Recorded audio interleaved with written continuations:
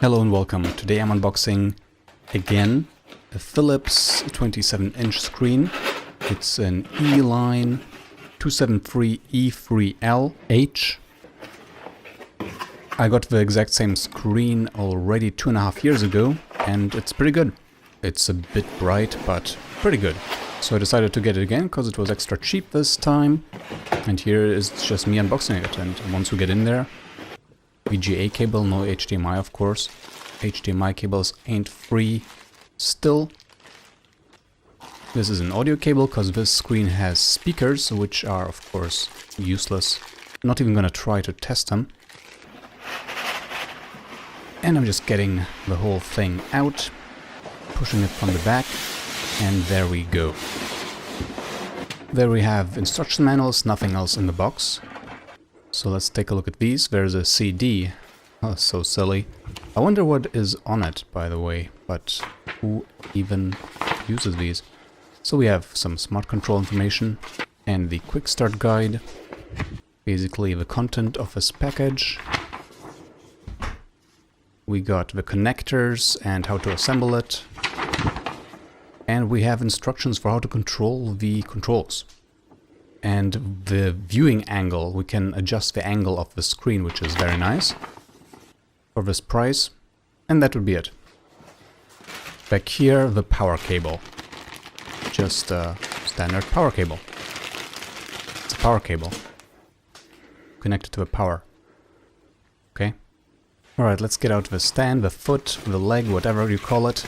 And yeah, it's a round plate, completely plastic as far as I can tell.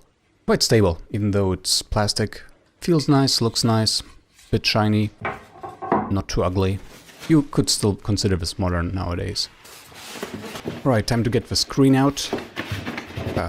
Tightly packaged. Having a little trouble here. But you know. Here we go. Alright, down here we have, I don't know, leg, arm, neck of a screen. It has the plastic wrap to protect it from scratches, that's nice. And we're just gonna unpack it finally completely. You can already see, yeah, power connector. Might look different in different countries, I'm not sure. Probably not. Then we have HDMI, DVI and VGA aka D-sub, and then audio in and microphone. Never gonna use these. Here you see the labels. And yeah, headphones, the black one, and green is input. Here's the stand, the foot, we're gonna connect it to the neck, the leg, and here we go. It's just, you just plug it in and then clack.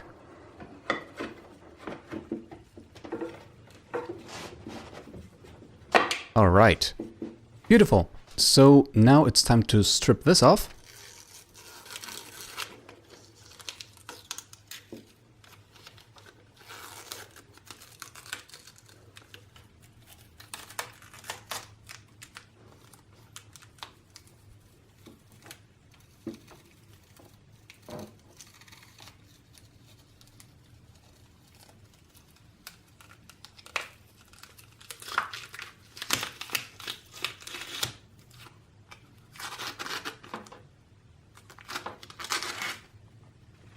Alright, time to get the screen naked and done. Here we can just see the label on the back. This one was bought end of 2017. It arrived beginning of 2018. I don't know what took them so long. It was made in April 2017. My previous one was made in June or so 2015. And that one was great. It's not in the picture right now. The one on the left is even older than that, maybe 5 or 6 years. And that one works still fine. And the exact same model I still have. Again, 2.5 years older, actually 2 years in the making. And that one is great, but this one is, well, I mean, it's fine here. And it looks fine. But unfortunately, there's a freaking pixel error. What the heck? How can such a thing leave the factory? Yeah, so I don't know what that tells about quality assurance. Maybe it means this model should not be bought. Maybe I just got unlucky and some seller was really pushing refurbished, untested stuff on the buyers. Would explain why it was so cheap, I guess. But I decided to, of course, return it. And I decided to not replace it. Instead, I decided for a slightly more modern looking monitor, which I'm going to review soon. I mean, I hope that one doesn't have any problems. Anyways, it turns on, you got to see the Philips logo, etc, etc. Of course, it displays everything. I have a blue background, so I don't see the pixel error yet.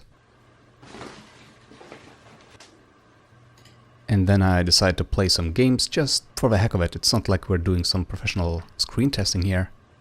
How would that even work? And incidentally, right there where the blue flag at the top left is, that's where the pixel error is or is going to appear.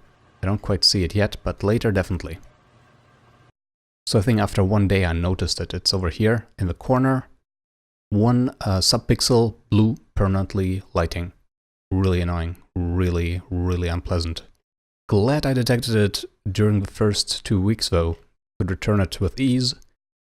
And yeah, try more monitors. So that's for the unboxing. Hope you enjoyed it. I wouldn't recommend the screen anymore. Unless you can afford the time to check for dead pixels. The color settings of this one were really weird, very different from the one I bought 2015. But the configuration worked fine. It could have been totally fine, except for the dead pixel. That's a total problem, of course.